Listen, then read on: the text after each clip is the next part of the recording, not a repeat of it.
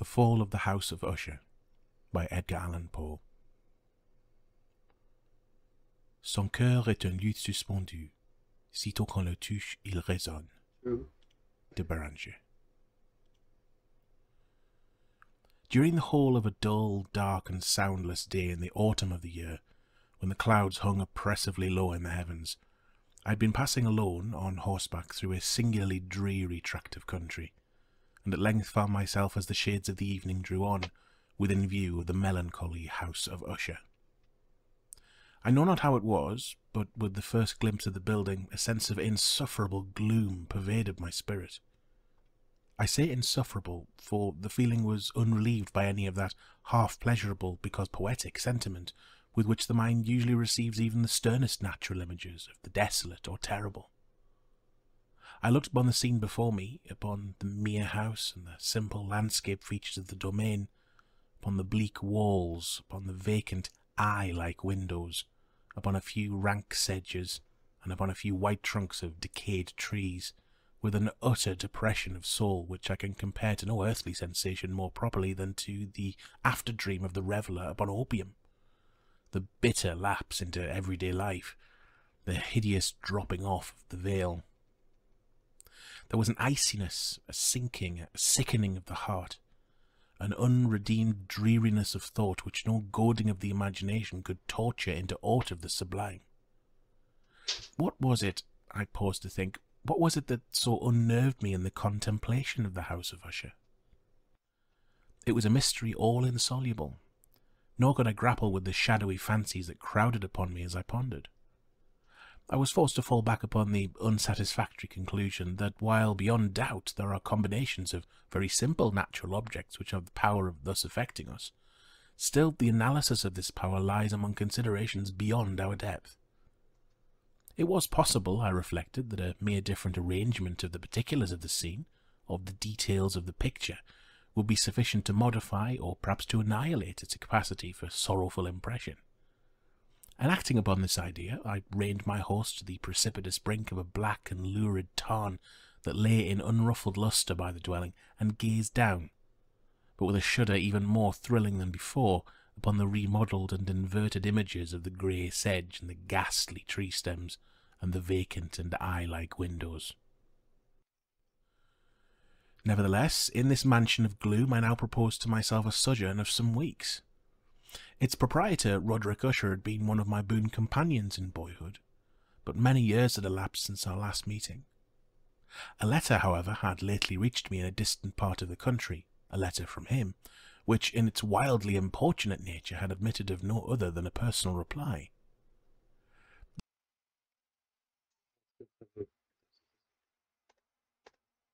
Będziemy FIFA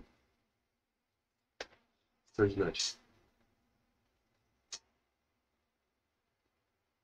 Just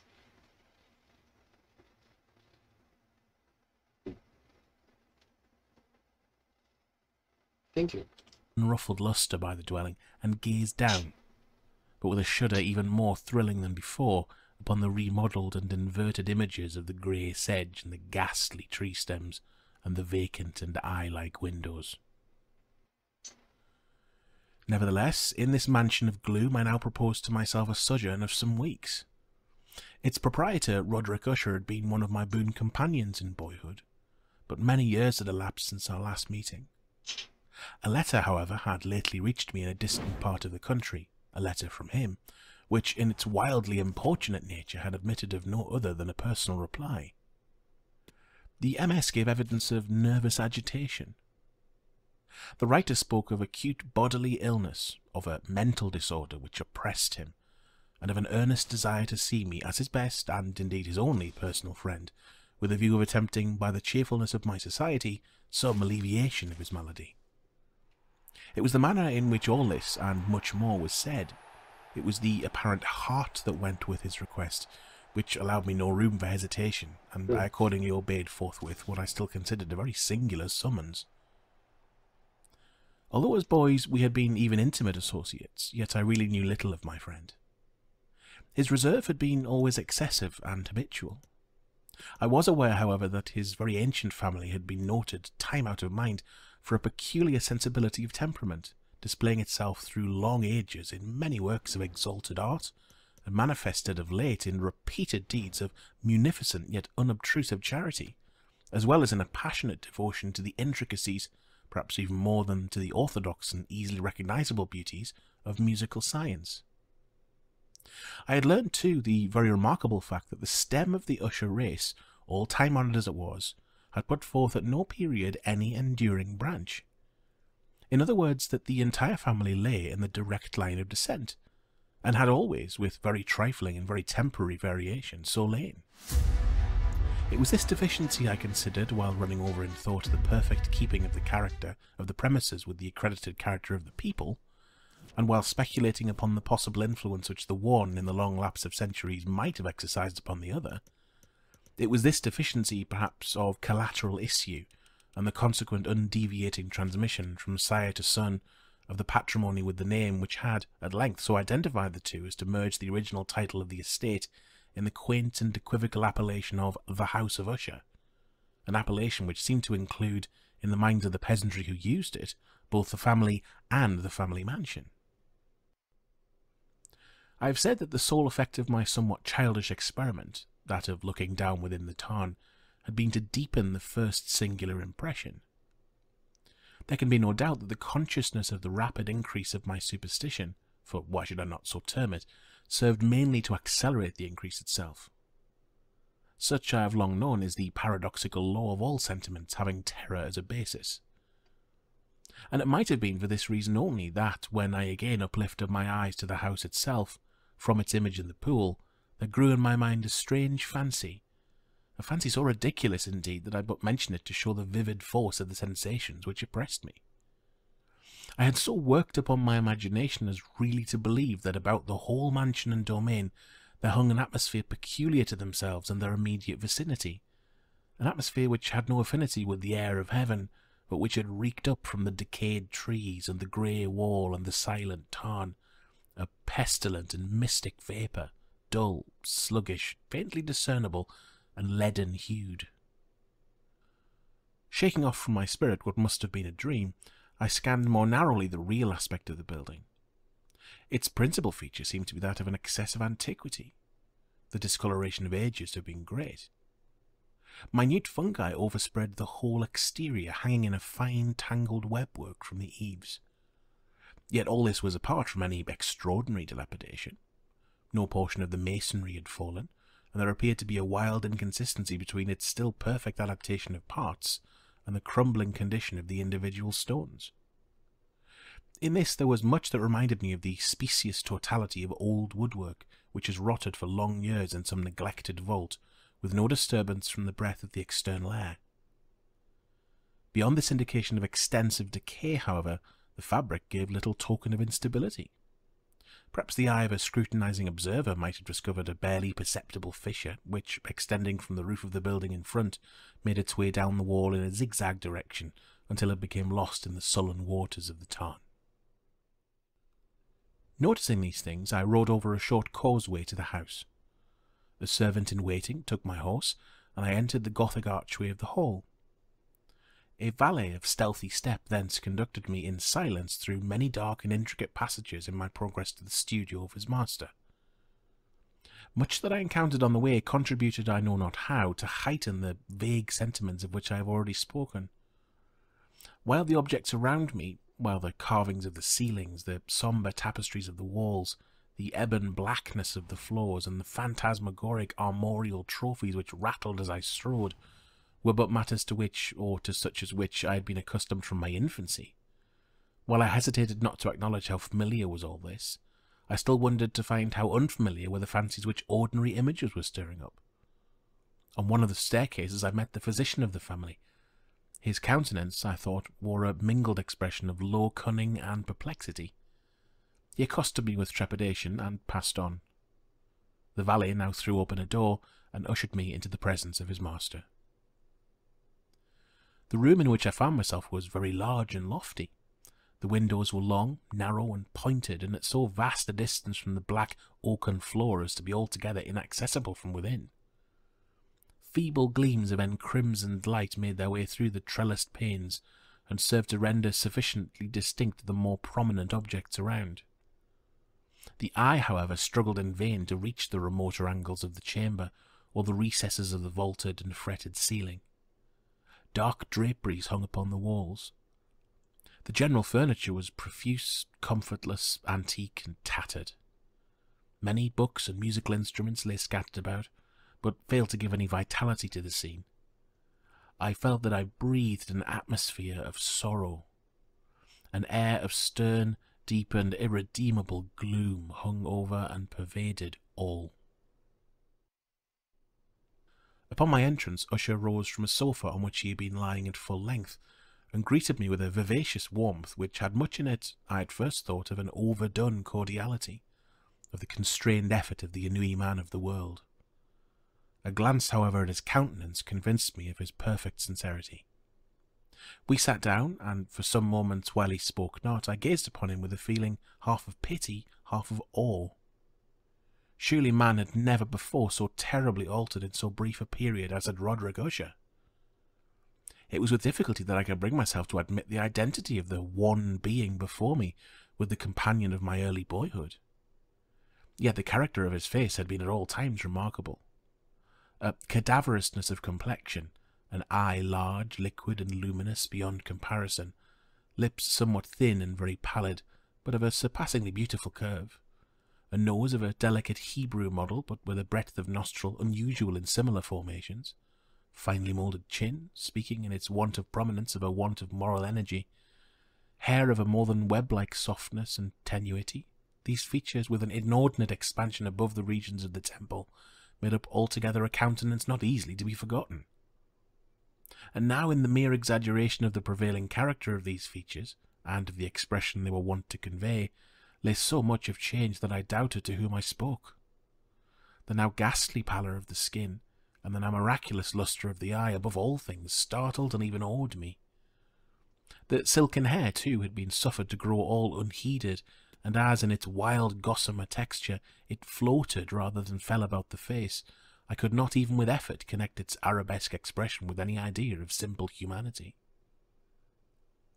In the manner of my friend I was at once struck with an incoherence, an inconsistency, and I soon found this to arise from a series of feeble and futile struggles to overcome an habitual trepidancy, an excessive nervous agitation.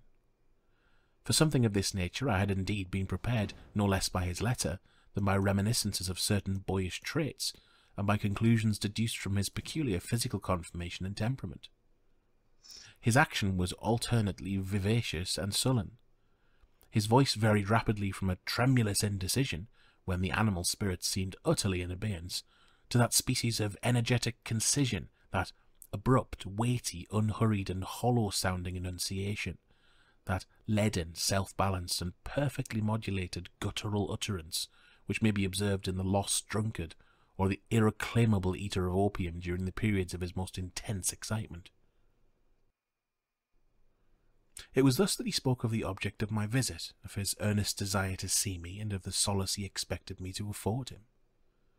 He entered at some length into what he conceived to be the nature of his malady. It was, he said, a constitutional and family evil, and one for which he despaired to find a remedy. A mere nervous affection, he immediately added, which would undoubtedly soon pass off. It displayed itself in a host of unnatural sensations. Some of these, as he detailed them, interested and bewildered me, although perhaps the terms and the general manner of the narration had their weight. He suffered much from a morbid acuteness of the senses. The most insipid food was alone endurable. He could wear only garments of certain texture. The odours of all flowers were oppressive. His eyes were tortured by even a faint light, and there were but peculiar sounds, and these from stringed instruments, which did not inspire him with horror. To an anomalous species of terror I found him a bounden slave. "I shall perish," said he, "I must perish in this deplorable folly. Thus, and not otherwise, shall I be lost. I dread the events of the future, not in themselves, but in their results. I shudder at the thought of any, even the most trivial incident, which may operate upon this intolerable agitation of soul. I have, indeed, no abhorrence of danger, except in its absolute effect, in terror. In this unnerved, in this pitiable condition, I feel that the period will sooner or later arrive when I must abandon life and reason together in some struggle with the grim phantasm, fear. I learned moreover at intervals, and through broken and equivocal hints, another singular feature of his mental condition. He was enchained by certain superstitious impressions in regard to the dwelling which he tenanted, and whence for many years he had never ventured forth, in regard to an influence whose supposititious force was conveyed in terms too shadowy here to be restated, an influence which some peculiarities in the mere form and substance of his family mansion had, by dint of long sufferance, he said, obtained over his spirit, an effect which the physique of the grey walls and turrets, and of the dim tarn into which they all looked down, had at length brought about upon the morale of his existence. He admitted, however, although with hesitation, that much of the peculiar gloom which thus afflicted him could be traced to a more natural and far more palpable origin, to the severe and long-continued illness, indeed to the evidently approaching dissolution, of a tenderly beloved sister, his sole companion for long years, his last and only relative on earth. Her decease, he said, with a bitterness which I can never forget, would leave him the hopeless and the frail, the last of the ancient race of the ushers. While he spoke, the Lady Madeline, for so was she called, passed slowly through a remote portion of the apartment, and without having noticed my presence, disappeared. I regarded her with an utter astonishment not unmingled with dread, and yet I found it impossible to account for such feelings. A sensation of stupor oppressed me as my eyes followed her retreating steps. When a door at length closed upon her, my glance sought instinctively and eagerly the countenance of the brother, but he had buried his face in his hands, and I could only perceive that a far more than ordinary wanness had overspread the emaciated fingers through which trickled many passionate tears. The disease of the Lady Madeline had long baffled the skill of her physicians. A settled apathy, a gradual wasting away of the person, and frequent although transient affections of a partially cataleptical character were the unusual diagnosis. Hitherto she had steadily borne up against the pressure of her malady, and had not betaken herself finally to bed. But on the closing in of the evening of my arrival at the house, she succumbed, as her brother told me at night with inexpressible agitation, to the prostrating power of the destroyer, and I learned that the glimpse I had obtained of her person would thus probably be the last I should obtain, that the lady, at least while living, would be seen by me no more. For several days ensuing, her name was unmentioned by either Usher or myself, and during this period I was busied in earnest endeavours to alleviate the melancholy of my friend. We painted and read together, or I listened as if in a dream to the wild improvisations of his speaking guitar, and thus as a closer and still closer intimacy admitted me more unreservedly into the recesses of his spirit, the more bitterly did I perceive the futility of all attempt at cheering a mind from which darkness, as if an inherent positive quality, poured forth upon all objects of the moral and physical universe in one unceasing radiation of gloom. I shall ever bear about me a memory of the many solemn hours I thus spent alone with the master of the house of Usher. Yet I should fail in any attempt to convey an idea of the exact character of the studies, or of the occupations in which he involved me or led me the way. An excited and highly distempered ideality threw a sulphureous lustre over all. His long improvised dirges will ring for ever in my ears. Among other things, I hold painfully in mind a certain singular perversion and amplification of the wild air of the last waltz of von Weber. From the paintings over which his elaborate fancy brooded, and which grew touch by touch into vagueness at which I shuddered the more thrillingly, because I shuddered knowing not why, from these paintings, vivid as their images now are before me, I would in vain endeavour to educe more than a small portion which should lie within the compass of merely written words. By the utter simplicity, by the nakedness of his designs, he arrested and overawed attention. If ever mortal painted an idea, that mortal was Roderick Usher. For me at least, in the circumstances then surrounding me, there arose out of the pure abstractions which the hypochondriac contrived to throw upon his canvas an intensity of intolerable awe, no shadow of which felt I ever yet in the contemplation of the certainly glowing yet too concrete reveries of Fuseli. One of the phantasmagoric conceptions of my friend, partaking not so rigidly of the spirit of abstraction, may be shadowed forth, although feebly, in words. A small picture presented the interior of an immensely long and rectangular vault or tunnel, with low walls, smooth, white, and without interruption or device. Certain accessory points of the design served well to convey the idea that this excavation lay at an exceeding depth below the surface of the earth. No outlet was observed in any portion of its vast extent, and no torch or other artificial source of light was discernible, yet a flood of intense rays rolled throughout and bathed the whole in a ghastly and inappropriate splendour. I have just spoken of that morbid condition of the auditory nerve which rendered all music intolerable to the sufferer, with the exception of certain effects of stringed instruments. It was perhaps the narrow limits to which he thus confined himself upon the guitar which gave birth in great measure to the fantastic character of the performances. But the fervid facility of his impromptus could not be so accounted for. They must have been, and were, in the notes as well as in the words of his wild fantasias, for he not unfrequently accompanied himself with rhymed verbal improvisations, the result of that intense mental collectedness and concentration to which I previously alluded as observable only in particular moments of the highest artificial excitement. The words of one of these rhapsodies I have easily remembered. I was, perhaps, the more forcibly impressed with it as he gave it, because in the under or mystic current of its meaning I fancied that I perceived, and for the first time, a full consciousness on the part of Usher of the tottering of his lofty reason upon her throne. The verses, which were entitled The Haunted Palace, ran very nearly, if not accurately, thus. In the greenest of our valleys, by good angels tenanted, once a fair and stately palace, radiant palace, reared its head. In the monarch thought's dominion it stood there. Never seraph spread a pinion over fabric half so fair. Banners yellow, glorious, golden, on its roof did float and flow. This, all this, was in the olden time long ago.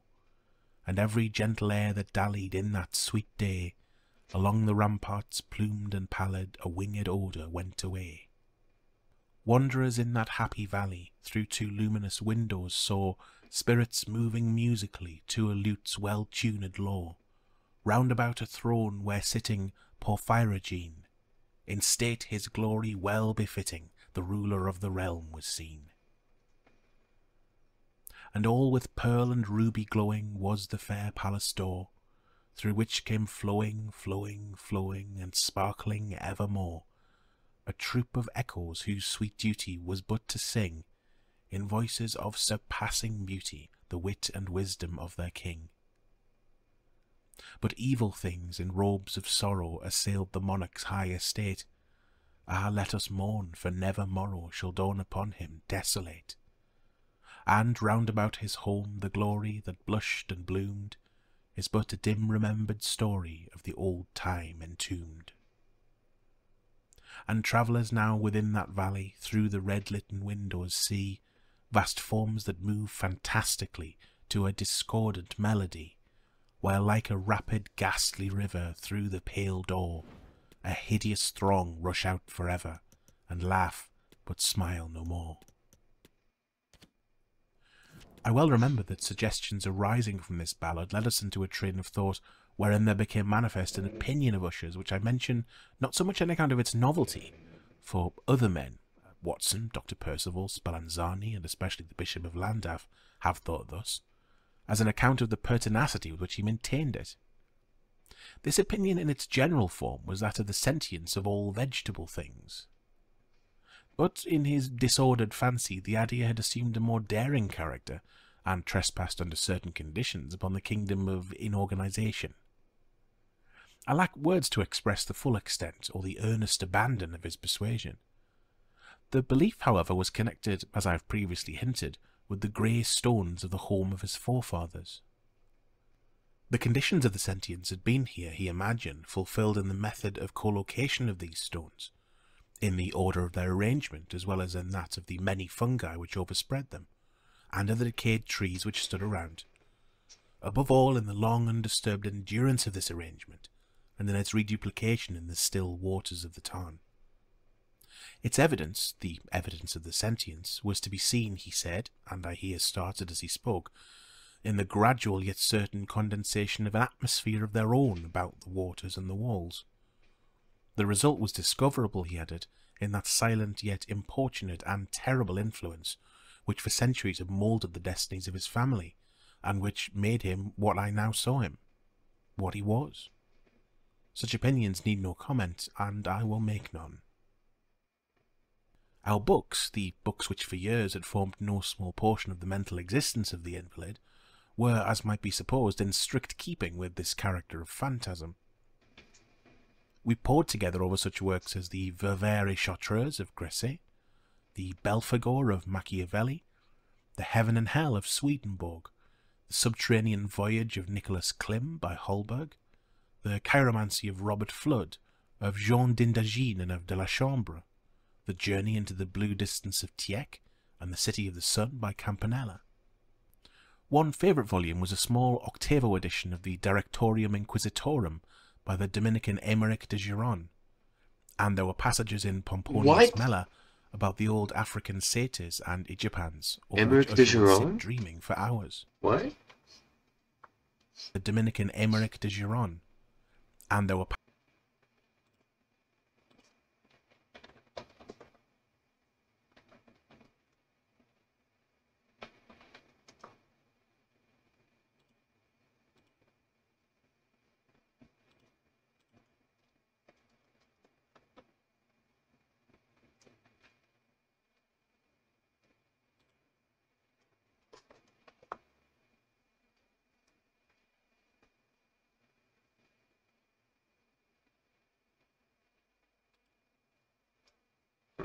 Sei, teria que olhar o texto mesmo. What the fuck?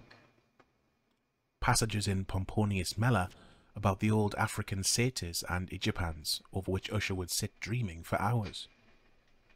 His chief delight, however, was found in the perusal of an exceedingly rare and curious book in quarto Gothic, the manual of a forgotten church, the Vigile Mortuorum Secundum Coram Ecclesiae Maguntini. I could not help thinking of the wild ritual of this work, and of its probable influence upon the hypochondriac, when, one evening, having informed me abruptly that the Lady Madeline was no more, he stated his intention of preserving her corpse for a fortnight, previously to its final interment, in one of the numerous vaults within the main walls of the building. The worldly reason, however, assigned for this singular proceeding was one which I did not feel at liberty to dispute. The brother had been led to his resolution, so he told me, by consideration of the unusual character of the malady of the deceased, of certain obtrusive and eager inquiries on the part of her medical men, and of the remote and exposed situation of the burial ground of the family. I will not deny that when I called to mind the sinister countenance of the person whom I met upon the staircase, on the day of my arrival at the house, I had no desire to oppose what I regarded as at best but a harmless, and by no means no natural, precaution. At the request of Usher, I personally aided him in the arrangements for the temporary entombment. The body having been encoffined, we two alone bore it to its rest. The vault in which we placed it, and which had been so long unopened that our torches, half smothered in its oppressive atmosphere, gave us little opportunity for investigation, was small, damp, and entirely without means of admission for light, lying at great depth immediately beneath that portion of the building in which was my own sleeping apartment. It had been used, apparently, in remote feudal times, for the worst purposes of a donjon keep, and in later days as a place for deposit of powder or some other highly combustible substance, as a portion of its floor and the whole interior of a long archway through which we reached it were carefully sheathed with copper. The door, of massive iron, had been also similarly protected. Its immense weight caused an unusually sharp grating sound as it moved upon its hinges. Having deposited our mournful burden upon trestles within this region of horror, we partially turned aside the yet unscrewed lid of the coffin, and looked upon the face of the tenant. A striking similitude between the brother and sister now first arrested my attention, and Usher, divining perhaps my thoughts, murmured out some few words from which I learned that the deceased and himself had been twins, and that sympathies of a scarcely intelligible nature had always existed between them. Our glances, however, rested not long upon the dead, for we could not regard her unawed. The disease which had thus entombed the lady in the maturity of youth had left, as usual in all maladies of a strictly cataleptical character, the mockery of a faint blush upon the bosom and the face, and that suspiciously lingering smile upon the lip which is so terrible in death. We replaced and screwed down the lid, and having secured the door of iron, made our way with toil into the scarcely less gloomy apartments of the upper portion of the house. And now, some days of bitter grief having elapsed, an observable change came over the features of the mental disorder of my friend. His ordinary manner had vanished. His ordinary occupations were neglected or forgotten. He roamed from chamber to chamber with hurried, unequal, and objectless step. The pallor of his countenance had assumed, if possible, a more ghastly hue, but the luminousness of his eye had utterly gone out. The once occasional huskiness of his tone was heard no more, and a tremulous quaver as if of extreme terror habitually characterized his utterance. There were times indeed when I thought his unceasingly agitated mind was labouring with some oppressive secret, to divulge which he struggled for the necessary courage. At times, again, I was obliged to resolve all into the mere inexplicable vagaries of madness, for I beheld him gazing upon vacancy for long hours, in an attitude of the profoundest attention, as if listening to some imaginary sound.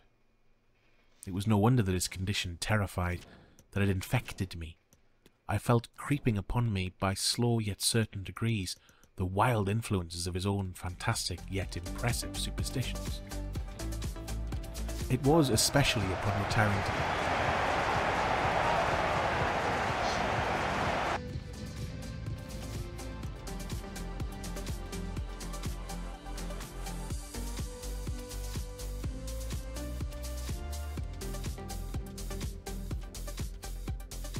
Dois grandes times nessa decisão. Ei, futebol! De um lado muita alegria, de outro muita tristeza. Não dá pra dizer, no entanto, Caio, que o título não tá em boas mãos, amigo. É isso, Vilani. Jogaram muita bola e mereceram ficar com o troféu.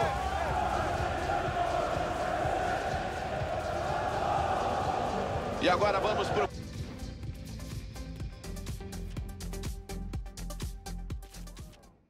To bed late in the night of the 7th or 8th day after the placing of the Lady Madeline within the donjon, that I experienced the full power of such feelings. Sleep came not near my couch, while the hours waned and waned away. I struggled to reason off the nervousness which had dominion over me. I endeavoured to believe that much, if not all, of what I felt was due to the bewildering influence of the gloomy furniture of the room, of the dark and tattered draperies, which, tortured into motion by the breath of a rising tempest, swayed fitfully to and fro upon the walls, and rustled uneasily about the decorations of the bed. But my efforts were fruitless. An irrepressible tremor gradually pervaded my frame, and at length there sat upon my very heart an incubus of utterly causeless alarm. Shaking this off with a gasp and a struggle, I uplifted myself upon the pillows, and peering earnestly within the intense darkness of the chamber, hearkened. I know not why, except that an instinctive spirit prompted me to certain low and indefinite sounds which came through the pauses of the storm at long intervals, I knew not whence. Overpowered by an intense sentiment of horror, unaccountable yet unendurable, I threw on my clothes with haste, for I felt that I should sleep no more during the night, and endeavoured to arouse myself from the pitiable condition into which I had fallen by pacing rapidly to and fro through the apartment. Today's video, you get into FIFA 23 and you want to go ahead and change that commentary language. First, what you got to do is go under the main menu, go under customize, and then under customize, what you want to do is go under settings. Now, once you are under settings, you want to go down to the game setting option. Now, under game setting option, you want to go and click under audio. Now, once you are under audio, you want to scroll down to where it says commentary language. You'll be able to choose between French, English, Spanish, but say for example you are in a different country, you have a different language, you can click if you are in a province like Dubai, UAE, if you are in UK or in countries like Europe, those games actually have more commentary languages. But since I'm in North America, all I do is I get 3 different languages, which is English, French, and Spanish. But like I said, if you are in Europe or other part of the world, you will see more options for you. But I'm going to change it to Spanish for But how do I...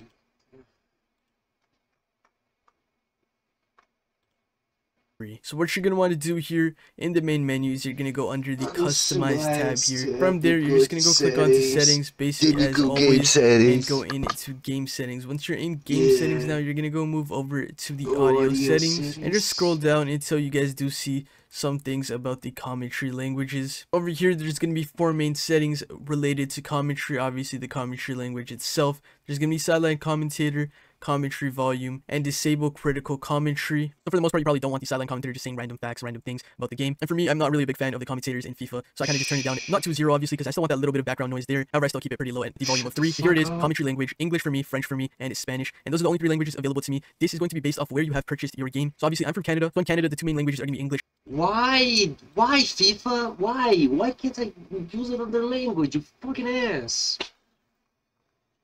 Oh my god.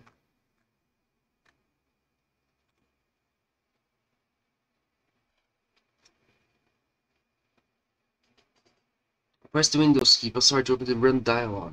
Type edit. I need to change my... Okay.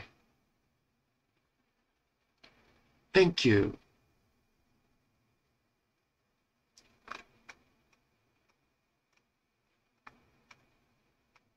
Thank you so much.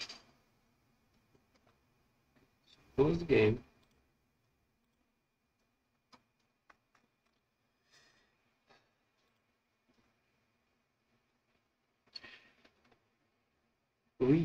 Edit. Yeah.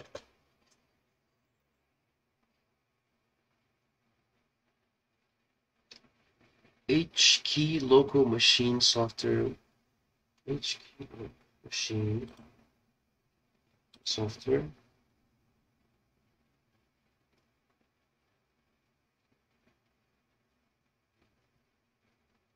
Wow. EH.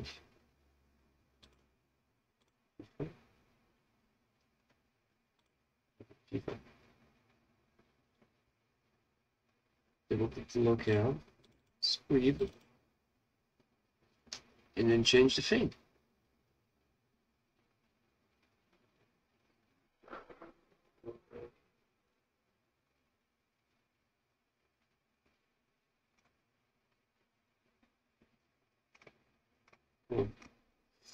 What do I want? What do I want?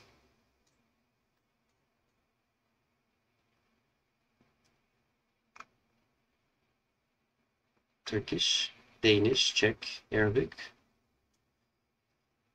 Cantonese, Mandarin, Korean, Japanese, Russian,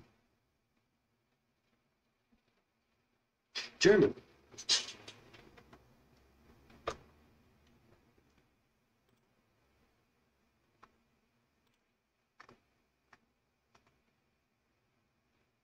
I do not stand what it is I've done wrong, full of hopes, checkpoints, lick eyes, lick your eyes?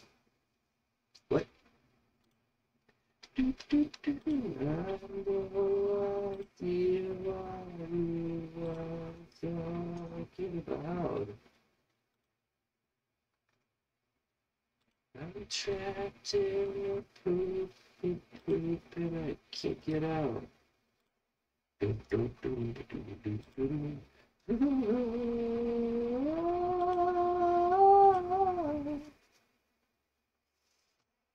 Here's what it says. I had taken but few turns in this manner when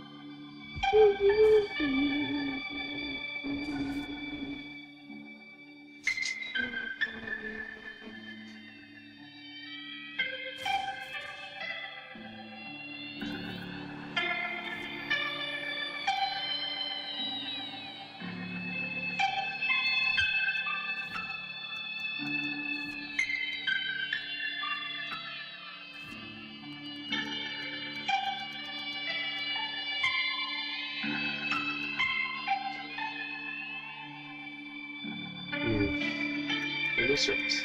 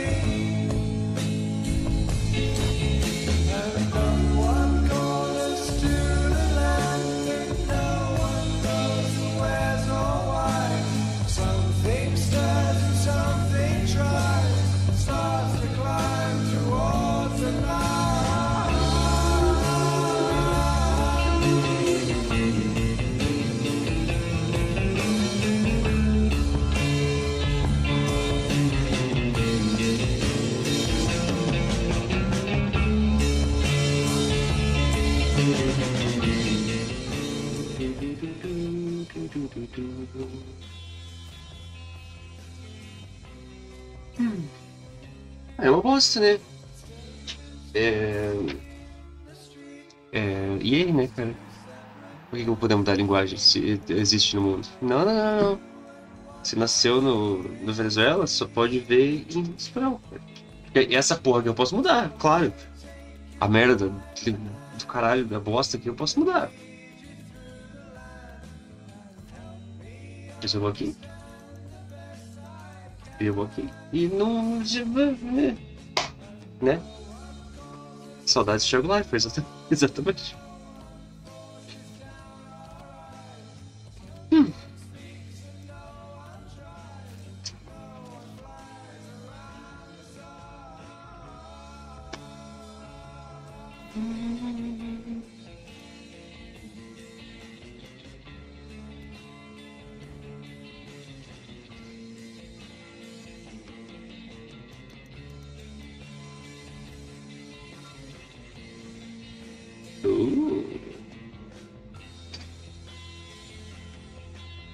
Então, ele tá em português. Tá escrito em inglês lá porque eu mudei pro alemão e daí agora não sei se ele tá em inglês ou se ele tá em português, mas não tá em alemão, né? Mas quando eu instalei outra vez estava em inglês, dessa vez eu instalei e tá em português. Acho que é a linguagem que tava no aplicativo da EA, ou quando ele pergunta lá, quer instalar em português, em inglês ou lá. Ah. Cara, quantas coisas, cara. Quantos meses? Meu Deus, olha isso! Danilo. 7 meses. 7 meses pro Danilo. Ah, cara, vocês falam muito, meu Deus.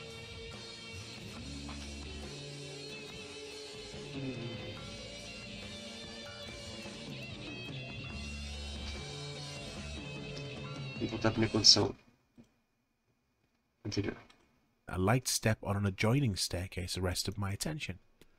I presently recognised it as that of Usher. In an instant afterwards he rapped with a gentle touch at my door and entered bearing a lamp. His countenance was, as usual, cadaverously wan, but moreover there was a species of mad hilarity in his eyes, that evidently restrained hysteria in his whole demeanour.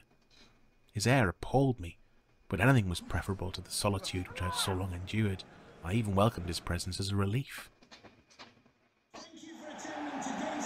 Hi-oh. Please make some noise and welcome the visitors, Wolverhampton Wanderers and Nottingham Forest.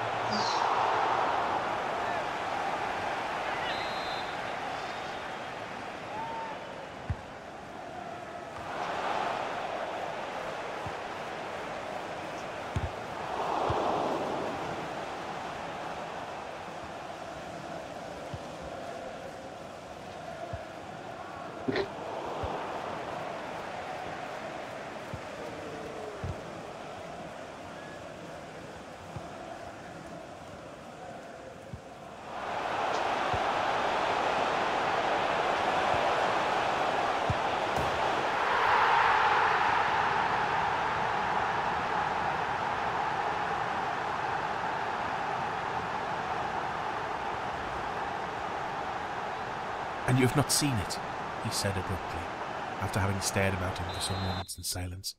"You've not then seen it? But stay, you shall." Thus speaking, and having carefully shaded his lamp, he hurried to one of the casements and threw it freely open to the storm. The impetuous fury of the entering gust nearly lifted us from our feet. It was indeed a tempestuous yet sternly beautiful night, and one wildly singular in its terror and its beauty.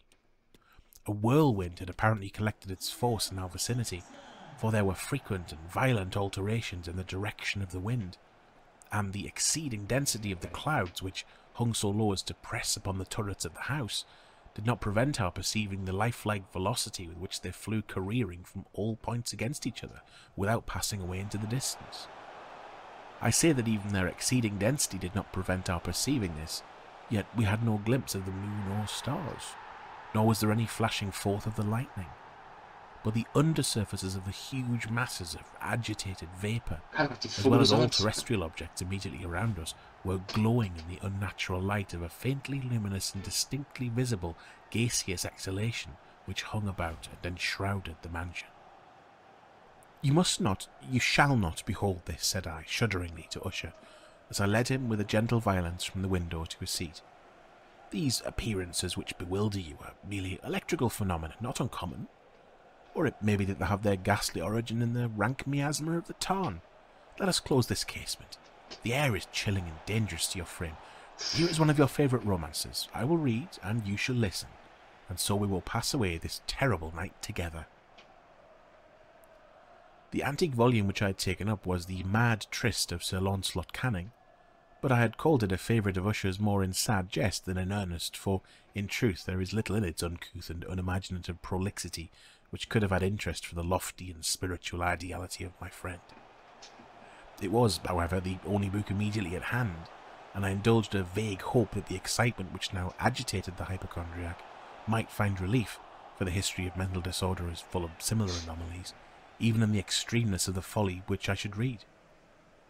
Could I have judged, indeed, by the wild, overstrained air of vivacity with which he hearkened, or apparently hearkened, to the words of the tale, I might well have congratulated myself upon the success of my design.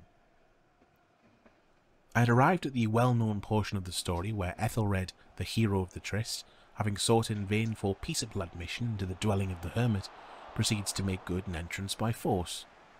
Here, it will be remembered, the words of the narrative run thus: "And Ethelred, who was by nature of a doughty heart, and who was now mighty withal, on account of the powerfulness of the wine which he had drunken, waited no longer to hold parley with the hermit, who, in sooth, was of an obstinate and maliceful turn, but, feeling the rain upon his shoulders, and fearing the rising of the tempest, uplifted his mace outright, and, with blows, made quickly room in the plankings of the door for his gauntleted hand.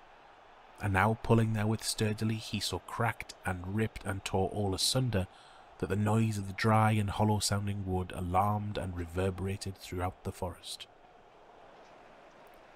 At the termination of this sentence I started, and for a moment paused, for it appeared to me, although I at once concluded that my excited fancy had deceived me, it appeared to me that from some very remote portion of the mansion there came, indistinctly to my ears, what might have been, in its exact similarity of character, the echo, but a stifled and dull one certainly, of the very cracking and ripping sound which Sir Launcelot had so particularly described. It was beyond doubt the coincidence alone which had arrested my attention, for amid the rattling of the sashes of the casements and the ordinary commingled noises of the still increasing storm, the sound in itself had nothing, surely, which should have interested or disturbed me. I continued the story. But the good champion Ethelred, now entering within the door, was sore enraged and amazed to perceive no signal of the maliceful hermit, but in the stead thereof a dragon of a scaly and prodigious demeanour, and of a fiery tongue, which sate in guard before a palace of gold with a floor of silver, and upon the wall there hung a shield of shining brass with this legend enwritten: "Who entereth herein a conqueror hath been, who slayeth the dragon, the shield he shall win." And Ethelred uplifted his mace, and struck upon the head of the dragon, which fell before him, and gave up his pesty breath with a shriek so horrid and harsh, and withal so piercing, that Ethelred had feigned to close his ears with his hands against the dreadful noise of it, the like whereof was never before heard. Here again I paused abruptly, and now with a feeling of wild amazement, for there could be no doubt whatever that, in this instance, I did actually hear, although from what direction it proceeded I found it impossible to say, a low and apparently distant but harsh, protracted and most unusual screaming or grating sound, the exact counterpart of what my fancy had already conjured up for the dragon's unnatural shriek as described by the romancer. Oppressed as I certainly was upon the occurrence of the second and most extraordinary coincidence by 1,000 conflicting sensations in which wonder and extreme terror were predominant, I still retained sufficient presence of mind to avoid exciting by any observation the sensitive nervousness of my companion. I was by no means certain that he had noticed the sounds in question, although assuredly a strange alteration had, during the last few minutes, taken place in his demeanour.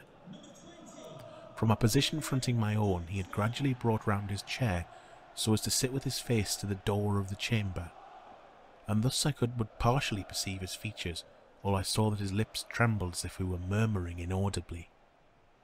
His head had dropped upon his breast, yet I knew that he was not asleep from the wide and rigid opening of the eye as I caught a glance of it in profile.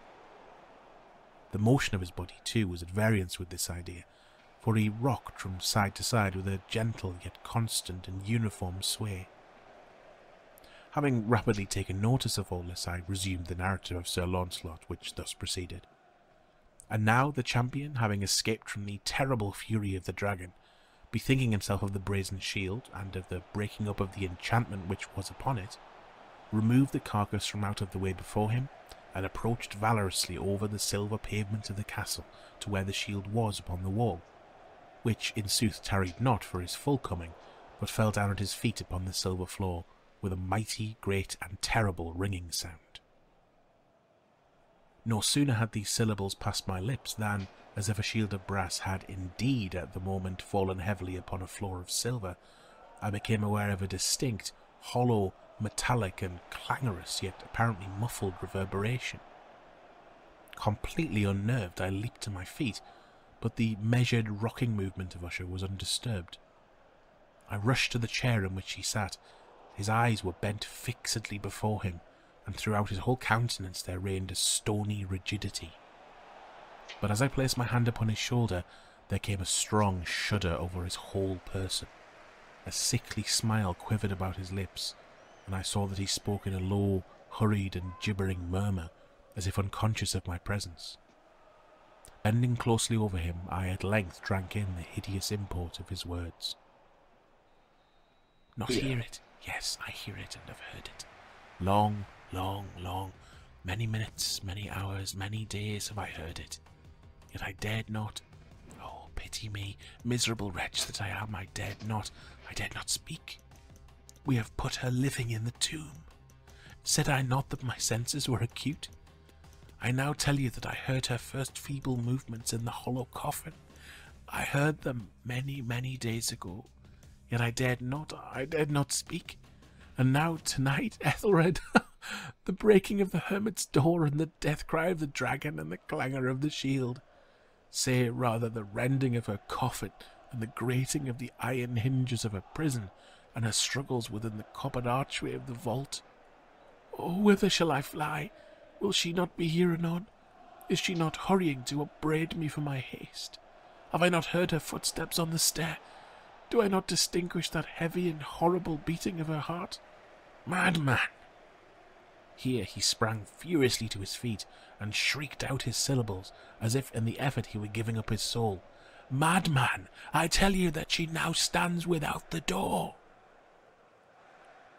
As if in the superhuman energy of this utterance there had been found the potency of a spell, the huge antique panels to which the speaker pointed threw slowly back upon the instant their ponderous and ebony jaws. It was the work of the rushing gust, but then without those doors there did stand the lofty and enshrouded figure of the Lady Madeline of Usher. There was blood upon her white robes, and the evidence of some bitter struggle upon every portion of her emaciated frame.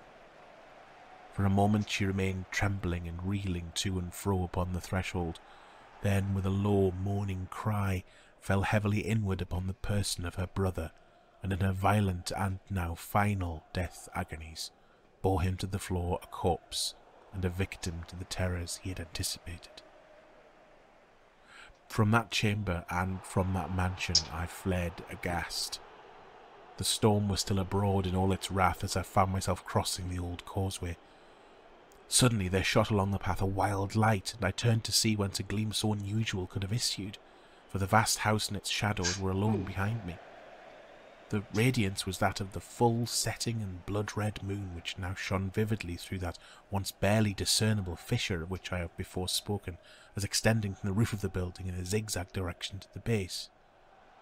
While I gazed, this fissure rapidly widened. There came a fierce breath of the whirlwind. The entire orb of the satellite burst at once upon my sight. My brain reeled as I saw the mighty walls rushing asunder. There was a long, tumultuous shouting sound like the voice of 1,000 waters, and the deep and dank tarn at my feet closed sullenly and silently over the fragments of the house of Usher.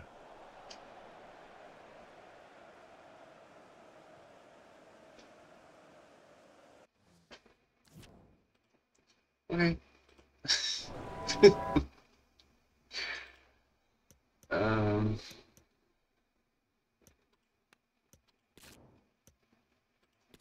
Okay.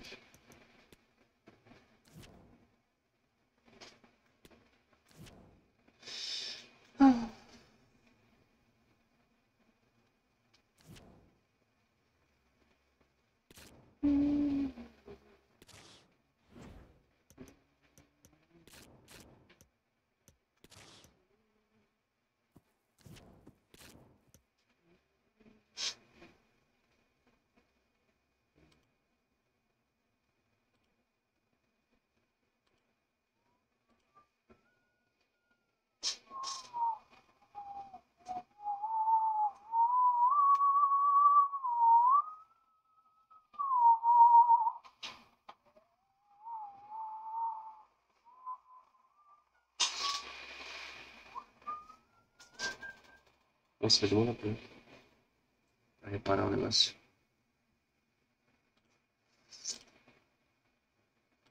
What the fuck? What the fuck?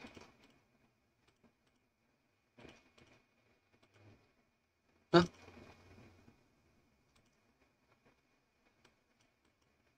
Ah.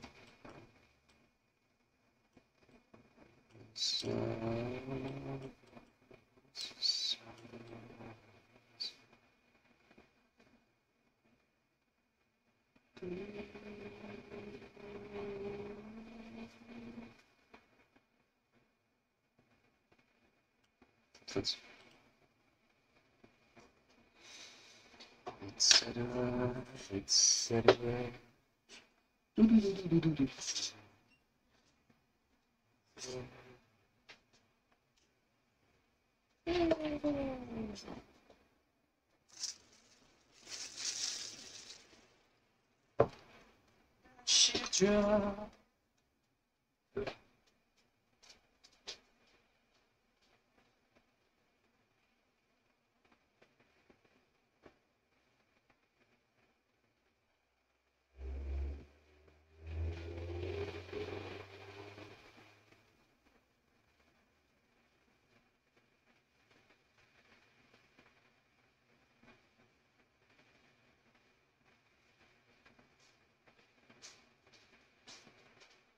I feel up enough when I started.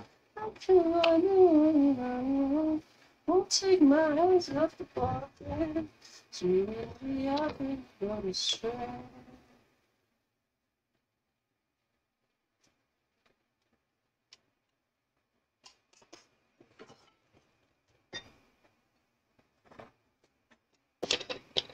Used to be alright.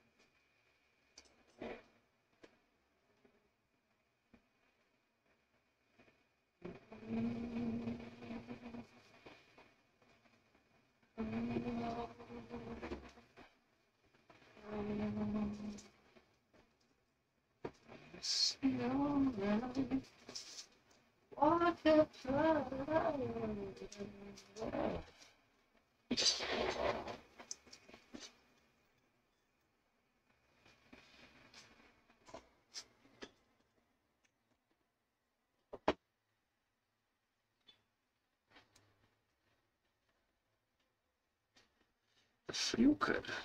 Tá frio.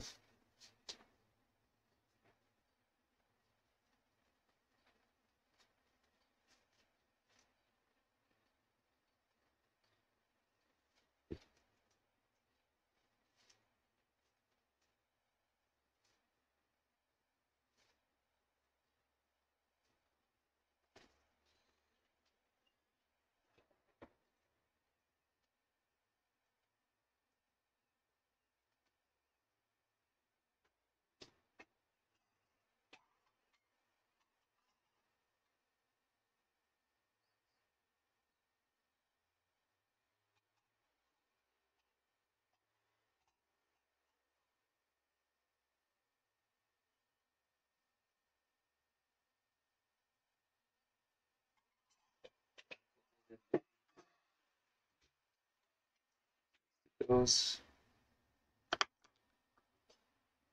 into the pot of water you go. Into the unknown.